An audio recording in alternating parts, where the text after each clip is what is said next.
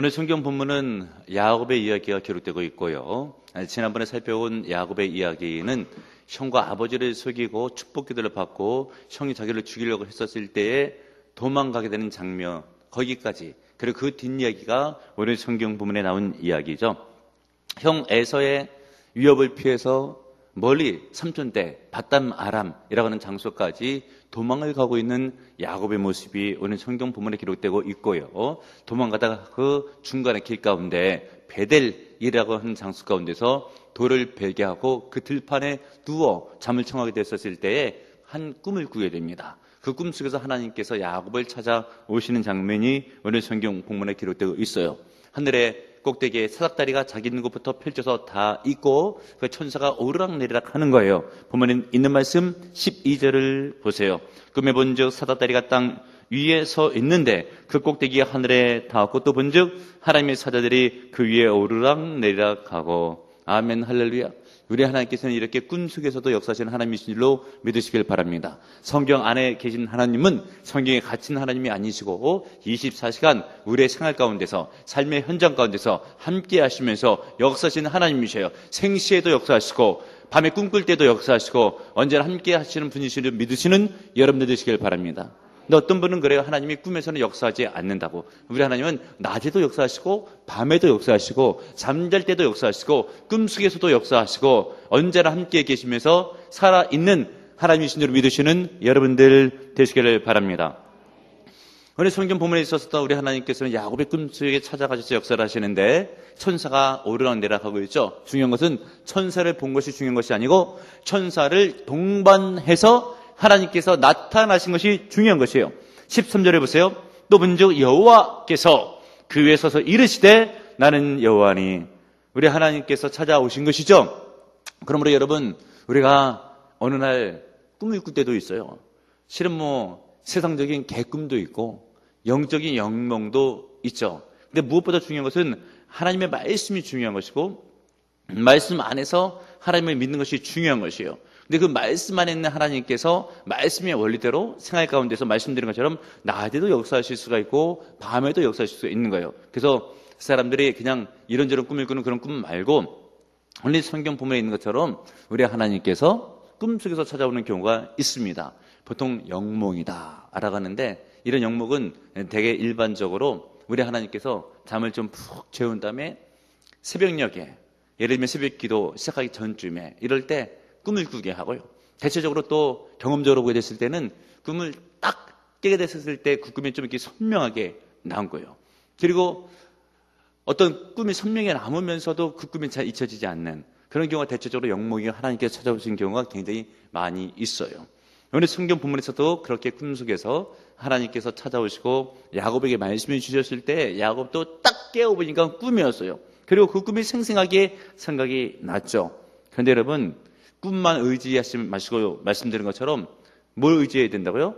말씀을 의지하고 변함없는 진리의 말씀 속에서 하나님의 말씀대로 살아가는 인생이 중요한 것이에요. 근데 어떤 성도는 간혹 저를 찾아와서 하는 이야기가 목사님 꿈을 꿨다고. 1년에 한 차례 그러면 괜찮아요.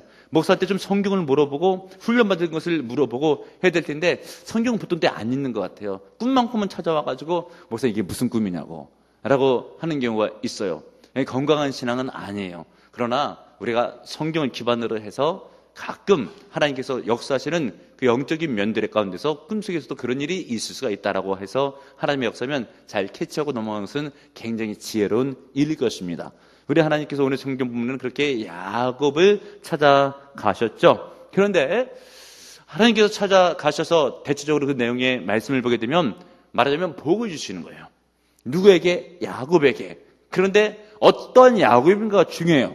지금 야곱은 어떤 야곱입니까? 아버지를 속이고 형을 속이고 장자권의 축복을 사기쳐서 받고 도망가고 있는 야곱이에요. 이런 야곱은 하나님께서 도망갈 때 다리 몽둥이를 부러뜨려 놓고 회개를 시켜야지 제대로 된 것 같은데 그렇지 않고 우리 하나님께서 그 야곱의 꿈속에 찾아오셔가지고 복을 주시는 거예요. 어쩌면 참 이해가 안 가는 그런 장면이죠. 근데 우리 하나님께서 성도를 회개시킬 때 지금 야곱은 죄를 안고 도망가기 때문에 회개해야 되는 것이죠. 하나님도 그런 성도를 회개시킬 때에는 보통 한 가지 방편만 쓰는 게 아니에요. 채찍으로 치면서 회개를 시킬 때가 있어요. 그런가는 반면에 어떤 때는 잘 대해주심으로 스스로 미안하게 생각하고 깨닫게 해서 죄를 회개하게 하는 경우도 있습니다. 신약 성경에 베드로가 그렇게 하나님의 큰 사랑 가운데 회개를 하죠. 요한복음 20장에 보게 되면 우리 주님께서 디베랴 바닷가에 부활하신 다음에 나타나셨습니다. 그리고 21장까지 연결될 때 어떤 상황이 전개됩니까? 베드로가 고기 잡을 때 우리 주님께서 찾아오셨어요. 그랬을 때 베드로가 알아보죠. 그러고 나서 주님께서 계신 곳으로 달려갑니다. 근데 그때 우리 주님께서 숯불을 펼쳐놓고 거기에 생선을 구우시면서 베드로에게 하는 이야기가 와서 조반을 먹어라. 이게 웬 호의예요. 예수님의 큰 사랑이죠.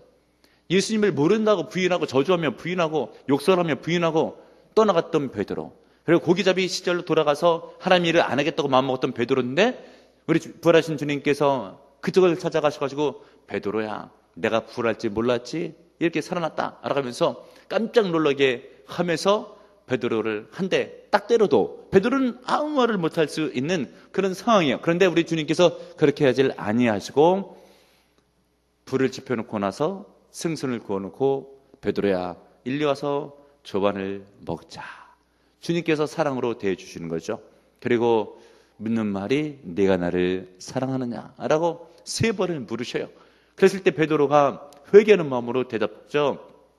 내가 주를 사랑하는 줄 주님께서 아십니다. 그렇다고 한다면 베드로, 이제는 내 양을 쳐야 되지 않겠느냐. 내 양을 먹여라 라고 하는 사명을 주셔요. 우리 예수님께서 베드로를 회개시킬 때에 채찍으로 회개시킨 것이 아니라 사랑의 방편으로 회개시킨 줄을 믿으시는 여러분들 되시길 바랍니다. 야곱도 좀 깨달으라고 할 때에 사랑의 방편으로 이렇게 대해주고 있는 겁니다. 그래서 결국은 야곱이 도망가다가 하나님을 만났는데 16절에 고백하기를 여호와께서 과연 여기 계시거늘 내가 알지 못하였도다. 미처 깨닫지 못했던 것이에요. 하나님께서 함께 하는 인생인데도 불구하고 하나님을 잊고 그동안 살았던 인생이 되었던 것이에요. 그런데 결국 우리 하나님께서 함께 하신 것을 이 순간에 깨달아요. 하나님께서 찾아가시고 은혜를 베푸시고 사랑해 주게 되셨을 때에 이때 야곱이 영적으로 감각이 생기는 겁니다. 아, 하나님께서 여기 함께 계시는구나. 누구하고 함께 계신다고요? 어찌 보면 속임수를 썼던, 사기를 쳤던, 죄를 졌던 연약한 야곱과 하나님께서 함께 하시는 거예요. 우리는 일반적으로 생각할 때 우리 하나님은 믿음 좋은 사람하고만 함께하고 능력 있는 사람하고만 함께할 것 같아도 성경을 보게 되면 그렇지 않을 때가 굉장히 많이 있습니다. 부모님들 한번 생각해 보세요. 자식을 키우면서 자식 가운데서는 잘난 자식이 있고 좀 못난 자식도 있고, 자식 가운데서는 IQ가 좋은 자식이 있고 좀 덜한 자식도 있고, 자기 앞가림을 잘해 나가는 자식도 있고 그렇지 못한 자식도 있어요. 제가 직장 생활할 때 일인데요, 제 옆에 정석우라고 하는, 저는 뭐 20년이 넘었는데도 그 사원 이름을 다 기억하고, 그게 하나님의 은혜입니다. 할렐루야. 별로 기분이 안 좋으신 분들이 계신데 사모하고 존경하는 마음을 품으면 지혜가 있고 또 기억력의 은사도 받아요. 할렐루야. 근데 이 정석우라고 하는 직원이 그런 얘기를 하는 거예요. 그때는 저는 이제 목사는 아니었으니까 저한테 드론드론 이야기를 나누면서 하는 이야기가, 어느 날인가에 자기가 퇴근을 해서 좀 일찍 자고 있었는데 아버지가 자기 동생하고 둘이 앉아서 얘기를 하고 있더래요. 그냥 하는 이야기가 그런 얘기를 하는 거래요. 너는 그래도 아빠가 보니까 너는 충분히 네 인생을 헤쳐나갈 수 있는 능력이 너에게 있다. 그런 얘기를 하더래요. 그래서 무슨 얘기를 하냐면은, 아빠가 이 다음에 죽을 때 집 하나 딱 있는데 그것은 네 형한테 주자 라고 얘기를 하더래요. 근데 그 동생이 가만히 있더니 그냥 그렇게 하자고 마지못해 대답을 했는데, 흔쾌히 대답을 했는데 그렇게 했다는 거예요. 그 얘기를 기분이 좋아가지고 정소구라고 하는 직원이 나한테 얘기를 하는 거예요. 너무 잘 됐다고. 그 얘기는 뭐냐면, 자기는 동생보다 아버지에게 좋은 대우를 받는다고 하는 것인데, 아버지는 그 대우해 주는 이유가 있죠. 뭐냐면 동생보다 형이 모자라니까 둘 다 잘 살아야 되는데 그냥 놔뒀다가는 큰애가 문제거든요. 그냥 잘해주자라고 하는 것이에요. 이것이 부모의 마음이에요. 앞가림을 잘 해나갈 수 있는 자식은 그냥 별로 도와주질 않아도 잘 해나갈 수가 있습니다. 그런데 앞가림을 잘 못하는 자식이 있으면 더 챙겨줘야 돼요. 예를 들면은 몸이 좀 약한 아들이 있다. 몸에 또 지병이 있는 자녀가 있다. 알아가면 부모가 생각을 해도 그 자식 생각이 더 나요. 더 도와주려고 하는 겁니다. 이것이 부모의 마음이에요. 영적인 것도 유사해서 우리 하나님께서 특별히 야곱을 보게 됐을 때에 그냥 놔뒀다가는 자칫 삐딱한 길로 갈 수도 있고 잘못될 수도 있거든요. 그래서 더 많이 찾아오는 겁니다. 목사 이렇게 목회를 하면서 은혜를 받는 성도들을 보게 되면 어떨 때 그래요. 어떤 성도들은 하나님께서 성령의 은사를 내려주실 때 간혹 환상을 잘 보는 성도들이 있어요. 그런 성도들 가운데서 보게 되면 신앙생활을 잘 했었을 때 환상을 보여주는 그런 지체가 있는가 하는 반면에 신앙생활 잘할 때에는 그냥 아무 역사도 일어나질 않다가 삐딱한 길로 가려갈 바로 그때쯤에 보여주는, 하나님께서 환상을 보여주는 그런 일들도 있습니다. 그런데 때를 따라가지고 우리 하나님께서 잘난 자식을 챙겨줄 때도 있지만 연약한 상태에 있는 그런 성도를 찾아가서 도와줄 때가 있습니다. 왜냐하면 그냥 놔둬서는 안 될 것 같으니까. 그 오늘 성경 본문에 있었던 야곱도 뭔가 잘했기 때문에 하나님께서 찾아가셔서 복을 주려고 했던 것이 아니고 뭔가 부족하고 연약한 상태 가운데 있었지만 하나님이 야곱을 사랑하심으로 그냥 놔두지 아니하시고 하나님께서 돌봐주시는 거예요. 야곱이 잘났기 때문에 그런 것이 아니고 하나님의 크신 사랑 때문에 그러는 것입니다. 그러므로 여러분, 우리가 잘난 사람이 어디 누가 그렇게 많이 있을 수가 있겠습니까? 다 부족하죠. 그런데도 불구하고 하나님께서 은혜를 주시는 것은 내가 잘나서 그런 것이 아니라 하나님의 사랑이 크신 줄로 믿으시는 여러분들 되시길 바라고요. 그 사랑 가운데 감사하시고 영광을 돌리시고 그것 때문에 충성 봉사하는 신하시는 은혜가 있기를 바랍니다. 이런 은혜를 하나님께서 야곱에게 부어주실 때에 야곱은 너무나 기쁘고 감사한 마음이 들었어요. 하나님께서 함께 하신 것을 내가 이제 알겠다라고 하면서 꿈을 깨고 나서 소원 결단을 하게 되죠. 20절 이하에 있는 말씀이에요. 야곱이 서원하여 이르되 하나님이 나와 함께 계셔서 내가 가는 이 길에서 나를 지키시고 먹을 떡과 입을 옷을 주시어 내가 평안히 아버지 집으로 들어가게 하시면 여호와께서 나의 하나님이 되실 것이요 내가 기둥으로 세운 이 돌이 하나님의 집이 될 것이요 하나님께서 내게 주신 모든 것에서 10분의 1을 내가 반드시 하나님께 드리겠나이다 하였더라. 아멘. 야곱의 소원입니다. 여러분, 은혜 받은 사람은 하나님 앞에 서원하는 것이 굉장히 영적으로 귀하고 복된 것입니다. 어떤 분들은 그래, 지키지 못할 서원하지도 말라. 물론 지키지 못할 것은 하지 말아야죠. 그러나 지키려고 마음먹고 서원하게 되면 그것은 서원을 안 하는 것보다 귀한 게 되는 겁니다. 하나님 앞에 결단하고 헌신하고 더 드리고자 하는 것은 주님께서 보실 때에 귀한 마음이고 귀한 믿음이에요. 될 수 있는 대로 작정 결단 서원을 많이 하시는 게 좋습니다. 깨닫는 은혜가 있기를 바랍니다. 이때 세 가지 소원을 하게 되죠. 이것은 영적으로도 중요하고 우리 삶 가운데서도 내가 은혜 받은 사람이면 마땅히 이것을 행하는 것이 좋아요. 첫 번째, 하나님만 잘 숨기겠습니다 라고 하는 것이 따라하겠습니다. 하나님만 잘 숨기겠습니다. 두 번째, 말씀을 요약하면 성전을 짓겠습니다. 세 번째, 11조를 드리겠습니다. 세 가지는 굉장히 중요합니다. 평생 동안 하나님을 잘 숨기는 것, 우상 숭배하지 않고 세상에 마음 두지 않고 쓸데없는 데 욕심 부리지 않냐고 내 마음이 다 하나님께로 향해서 하나님만 숨기게 되는 것, 귀한 믿음이요. 신명기 6장 5절 이하에 있는 말씀에 너는 마음을 다하고 뜻을 다하고 성품을 다하여 주 너의 하나님을 사랑하라 라는 말씀이 있잖아요.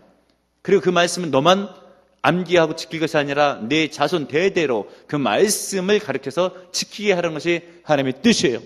근데 신명기 있기 전에 이미, 성경이 기록되기 전에 이미 야곱이 그런 결단을 미리 한 거예요. 나는 하나님만 섬기겠습니다.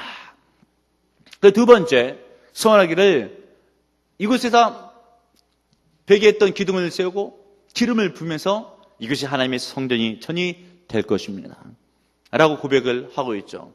성전은 하나님이 계신 곳, 하나님을 모시는 것이 성전이에요. 깨닫는 은혜가 있기를 바랍니다. 그래서 우리는 협의의 좁은 의미로 보게 되면 꼭 예배당이 성전인 것 같지만 실은 건물이에요. 그러나 넓은 의미로 보게 되면 예배당도 성전이에요. 왜냐하면 하나님께서 거하시기 때문에. 근데 보다 중요한 성전은 우리의 마음이 성전입니다. 너희 가운데 하나님의 영이 거하는 것과 너희가 하나님의 성전인 것을 너희가 알지 못하느냐. 바울이 고린도 교회에 전한 말씀 가운데 있는 내용입니다. 그러므로 여러분, 우리가 마음에 있는 성전, 성령이 계시는 것을 거룩하게 잘 관리를 해야 돼요.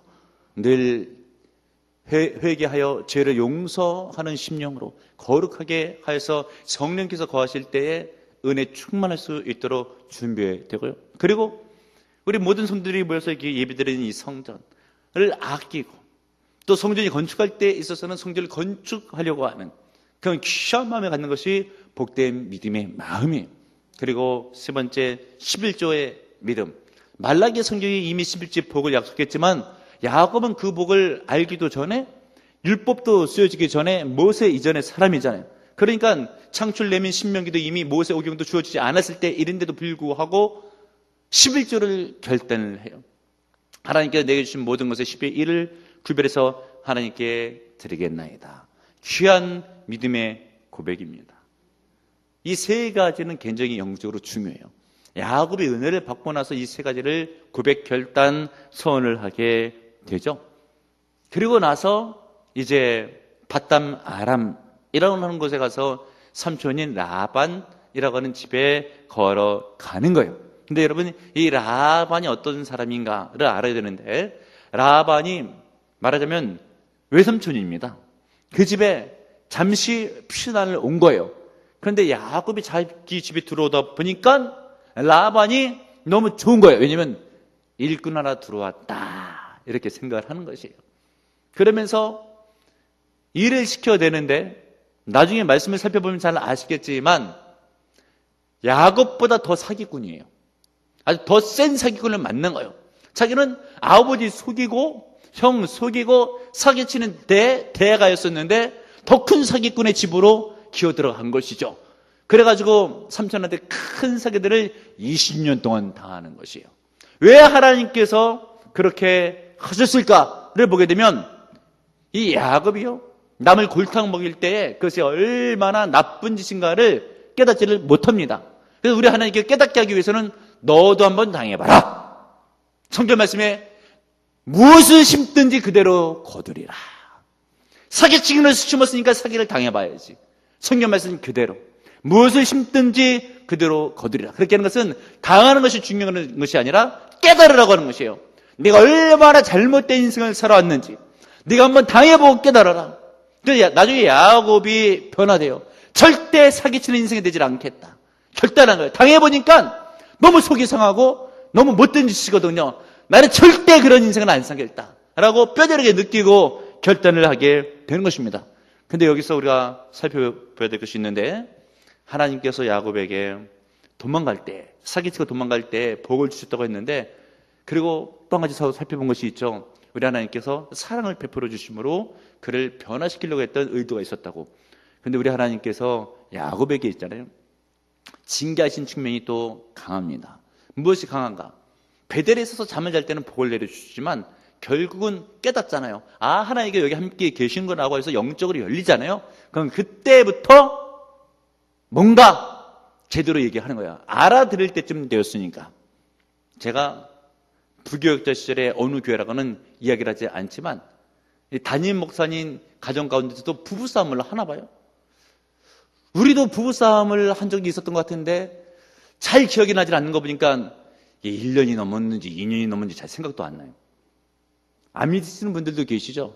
할 수 없어요. 믿음이 고백이 되지 않으면요. 그런데 제가 이제 들은 얘기예요. 거기는 담임 목사님 사모, 그래 당회장 사모님이 좀 지혜로웠던 것 같아요. 그래서 목사님이 뭔가 심기에 불편할 때, 안 좋은 일이 있었을 때는 막 퍼붓나 봐요. 그러면 사모님이 다 듣고 계세요. 그리고 나서 몇 년 며칠이 지나서 친해지게 됐을 때, 그때 때를 잡아가지고 조목조목 당신이 첫 번째 무엇을 잘못했고, 두 번째 무엇을 잘못했고, 세 번째 무엇을 잘못했고 라고 해서 말 들을 때 그때 다 얘기하면 내가 잘못했다고 그치겠다고 얘기를 한다는 거예요. 야곱이 사기치고 도망갈 때에 이때 무슨 말을 해봤자 안 좋은 얘기는 듣질 않아요. 우리 하나님께서 막 복을 내려주시는 거예요. 심령이 열린 거예요. 그랬을 때에 바다 나람으로 가잖아요. 이때부터 하나님께서 들이잡는 겁니다. 그래서 너 사기쳤지? 라고 하면서 사기 한번 당해봐라 하니까 이때 정신이 번쩍번쩍 나기를 시작하면서 아이고 내가 잘못 살았구나 라고 하면서 회개를 하게 돼요. 그런데 야곱이 얼마나 질긴 사람이면 회개하는 과정이요 20년이 걸려요. 20년. 오래 걸리죠. 오래 걸린 것 같아도요 어떤 사람은요 평생 못 고치는 죄도 있어요. 평생. 가만히 생각해봐요. 거짓말 잘하는 사람 20년 걸릴 수도 있죠. 30년 걸릴 수도 있고. 그래서 성령의 능력을 받고요 성령의 불을 받아야 됩니다. 소멸하는 불, 죄를 성령으로 태워야 돼요. 그래야 심령이 변화되는 겁니다. 이렇게 해서 야곱이 삼촌댁에서 살면서 사기를 당하는데 하나님의 징계의 손길이에요. 심었으니까 사기를 심었으니까 사기친 것을 거두는 거죠. 갈라디아서 6장 7절에 있는 말씀 스스로 속이지 말라. 하나님은 업신여기심을 받지 아니하시나니 사람이 무엇으로 심든지 그대로 거두리라. 여러분들은 좋은 것을 심으시고 좋은 것을 거두시길 바랍니다. 남한테 악한 말을 심고 악한 말을 거두지 마세요. 선한 것을 베푸시고 선한 것을 거두세요. 남을 환대하시고 대접하시고 환대를 받으시며 접대를 받으셔요.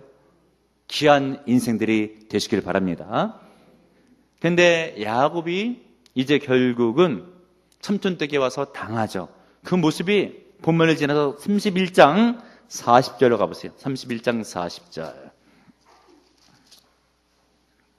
40절 41절. 내가 이와 같이 낮에는 더위와 밤에는 추위를 무릅쓰고 눈붙일 겨를도 없이 지냈나이다. 아유, 삼촌도 독하지 조카가 왔는데 그것을 낮으로 밤으로 일을 시키고 눈 붙일 겨를이 없도록 지냈대잖아요. 그 눈을 좀 붙이게 해주지.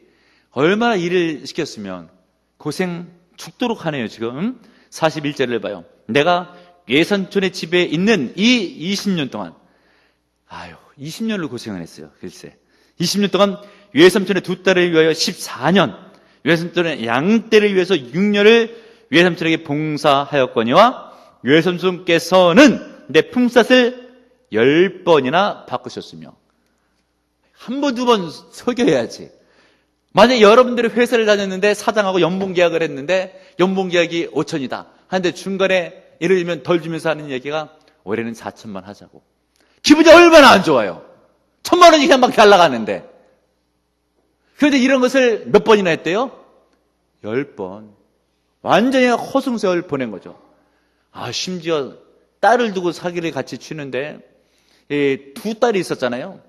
라헬하고 레아하고. 근데 라헬이 좀 더 이쁘고 마음씨가 고왔나 봐요. 그래서 야곱이 볼 때에 라헬이 마음에 쏙 든 거예요. 그래가지고 라헬하고 결혼해야 되겠다고 얘기했더니 삼촌이 7년 봉사하면 내 집에서 머슴처럼 일하면 딸 라헬을 주겠다 라고 해서 그 딸을 차지하려고 7년을 봉사했어요. 그리고 나서 딸을 주는데 밤중에 자고 일어나 보았더니 레아를 준 거예요. 그렇게 사기꾼이야. 딸을 막 팔아먹어. 그래서 따진 거죠. 삼촌, 라헬 준다는 거 왜 레아 줬어요? 일이 그렇게 됐나? 너 이미 결혼하고 자고 났잖아. 그거 어떻게 할 거야? 그러면 너 레아 위해서 일한 거네 결국은. 그러면 라헬 위해서 7년을 더 일해라. 그래가지고 7년을 더 일시켜요. 그 7년만 일하면 끝날 것을 아내를 제대로 마음에 드는 아내를 얻기 위해서 14년을 일시키는데 된통 당한 거죠. 그리고 나서 양떼를 차지하기 위해서 6년을 일을 시키는데 결국은 20년을 일을 시키는 동안에 10번이나 사기를 당한 거예요. 무슨 재산을 모으고 무슨 낙이 있겠어요? 만약에 여러분 알바를 어디 가가지고 하루 일당을 10만 원 준다고 해서 열심히 일했는데 주인이 하는 얘기가 지금은 돈이 없고 내일 오면 돈 주겠다고. 기분이 얼마나 상해요. 내일 왔어요. 근데 오늘은 10,000원밖에 없고 내일 오면 주겠다고. 계속해서 한 10번을 그래봐요. 속이 뒤집히고요. 일을 괜히 했다 싶은 생각이 드는 거예요. 지금 그것을 20년을 한 거예요. 20년. 엄청난 사기꾼에 지금 걸려든 거예요. 호송세월을 보낸 것이죠. 왜 그렇게 되었는가를 생각해 봐야 돼요. 왜 그렇게 되었는가? 야곱이 하나님 앞에서 잘못한 게 있잖아요. 왜 사기를 쳐요? 왜 아버지를 속여? 왜 성을 속여? 그것에 대한 징계를 받은 거예요. 사람이 무엇을 심든지 그대로 거두게 되어 있습니다. 깨닫는 여러분들 되시길 바랍니다. 그런데 이것을 일찍 깨닫고 일찍 잘했으면 보다 빨리 개선이 될 수가 있었을 거예요. 성경의 위인들도요, 쓰임받을 때 그냥 쓰임받는 경우는 없어요. 요셉이 쓰임받은, 훈련받은 경우를 보게 되면 13년, 다윗은 21년, 모세는 40년 훈련을 받아요. 그런데 속히 본인이 믿음에 반드시 있어서 하나님 앞에 믿음의 합격을 받잖아요. 훈련 기간이 단축됩니다. 복을 받는 기간이 단축돼요. 어떤 경우는 예를 들면 주님께서 5년 있다 복을 주려고 마음에 작정하셨어요. 그런데 볼 때 아직 덜 됐거든요. 5년이 10년도 되고 15년도 되고 20년이 되는 거예요. 하나님이 기계가 아니고 인격이시기 때문에 우리하고 신앙생활 할 때 하나님께서 우리의 믿음의 정도를 인격적으로 살피시는 거예요. 기계적으로 되는 게 절대 아닙니다. 자칫 못 받을 수도 있어요. 에스겔 성경 말씀에 내가 어떤 민족을 흥하겠다고 하자, 근데 그 민족이 죄를 지면 주님께서 망하게 하겠다는 거예요. 어떤 민족을 망하게 하겠다고 하자, 근데 그 민족이 회개하면 흥하게 하시겠다고 하는 거예요. 하나님이 이처럼 인격적인 관계에서 여러분의 믿음을 살펴보시는 겁니다. 그러므로 어떤 경우에 있어서는 하나님께서 10년 만에 복을 주시려고 작정했는데 그 성도가 믿음이 너무나 반듯한 거예요. 하나님 보실 때 눈에도 안 아플 정도로 순전한 믿음이 있는 거예요. 그러면 3년, 5년 안에도 큰 복을 받을 수가 있는 겁니다. 하나님을 감동시켜야 돼요. 깨닫는 은혜가 있기를 바랍니다. 이렇게 해서 징계받아가지고 삼촌한테 20년 동안 사기를 당하면서 밤낮 일만 해야 되고 제대로 이제 대금 이런 것도 노동의 대가도 받지를 못하고 하게 되었는데 그것은 한쪽 측면에 있어서는 하나님의 훈련도 되는 거죠. 징계였지만 훈련도 되는 겁니다. 결국은 나중에 이런 훈련을 통해 가지고 야곱이 변화를 받습니다. 30장 27절을 보세요. 30장 27절. 라반이 그에게 이르되 여호와께서 너로 말미암아 내게 복 주신지를 내가 깨달았노니 내가 나를 사랑스럽게 여기거든 그대로 있으라. 20년이 다 돼서 이제 떠나가려고 했더니 붙잡는 거예요. 너 때문에 복 받았다. 그러니까 야곱이 지금 칭찬을 받는 겁니다. 야곱이 지금 인정을 받는 거예요. 변화받은 야곱이에요. 여러분, 주변 사람에게 인정받을 만한 믿음의 사람들이 되십시오. 특별히 이렇게 라반처럼 오래 지낸 사이, 그것도 동고동락하면서 함께 지낸 사이한테 칭찬을 받게 되면 그것이 제대로 된 평가입니다. 근데 공적으로 지내면서 사적인 만남이 거의 없고 하게 됐을 때 인사차 나누는 칭찬은 별 의미가 없습니다. 예를 들면 오랜 동안 살아왔던 가족, 이런 경우에 있어서 예를 들면 이때 인정을 받고 이때 칭찬을 받게 되면 그 사람은 진짜 뵙게 되는 거예요. 그러니까 남편 같은 경우에 있어서는 아내가 당신이 최고라고 하야 되는데 당신은 왼수야. 다시 태어나도 당신은 안 만날 거야. 이런 얘기를 듣게 되면 인정을 제대로 받지를 못하는 거죠. 자식을 키웠는데 자식이 어렸을 때 3살, 4살 때 뭘 알아요? 과자만 사줘도 좋다고 해서 그렇게 아빠 좋다고 하죠. 그런데 이제 머리가 커가지고 20살쯤 먹게 되었을 때에 이때는요 웬만해서 존경받기 어려요. 이럴 때 그 자녀한테 존경받는 부모가 돼야 되는 거예요. 역으로 자녀도 마찬가지예요. 부모에게 인정을 받아야 돼요. 왜 자식한테 부모는 인정받아야 됩니까? 자녀도 부모한테 인정을 받아야 돼요. 아내는 남편에게, 남편은 아내에게, 자식은 부모에게, 부모는 자식에게. 지금 오늘 성경 부문에 있었던 조카와 삼촌 사이에 20년을 한 집에서 한 숟밥을 먹고 살았으면 그때 너는 정말 믿음의 사람이다. 하나님께서 함께하는 사람이다. 하나님께서 내게 복을 주심으로 나까지 은혜가 된다. 이런 이야기를 듣고 살아야 됩니다. 깨닫는 은혜가 있기를 바랍니다. 결국은 야곱이 변화를 받은 겁니다. 그런데 이 야곱이 변화를 받는 세월이 얼마나 걸렸다고요? 20년. 너무 오래 걸렸어요. 이것을 단축시키는 지혜가 있어야 됩니다. 그래서 주님 보실 때 핫한 믿음으로, 변절치 않는 믿음으로, 찐한 사랑으로 동일하게 어제나 오늘이나 내일이나 중국과 같은 믿음으로 주님을 온전하게 섬기게 되면, 한결같은 믿음으로 신실하게 변함없이 주님을 섬기게 되면 20년이라고 하는 허송세월을 안 입어내도 되는 거예요. 하나님의 복에 복을 더하는 은혜를 받게 되고요. 더 나아가서 은혜 위에 은혜를 나아가는 그런 은혜도 받게 되고요. 하나님께서 나를 왜 이렇게 사랑해 주시는지 하면서 그 사랑에 더 큰 사랑을 받게 되는 일로 믿으세요. 우리 하나님은 살아계신 하나님이십니다. 그 하나님 앞에 변화받을 부분들이 없는지를 살펴보시고, 이것을 10년, 20년, 30년 길게 끌 것이 아니라 믿음의 결단을 통해서 하나님 앞에 인정을 받는 여러분들이 다 되시기를 주님의 이름으로 축원합니다. 주여, 우리 가운데 진정으로 회개하며 변화기를 원하는 심령으로 기도하는 성도가 있습니다. 찾아가 주시고 만나 주시고 용서해 주시고 변화시켜 주시고 복을 받게 하소서. 예수님의 이름으로 기도합나이다. 아멘.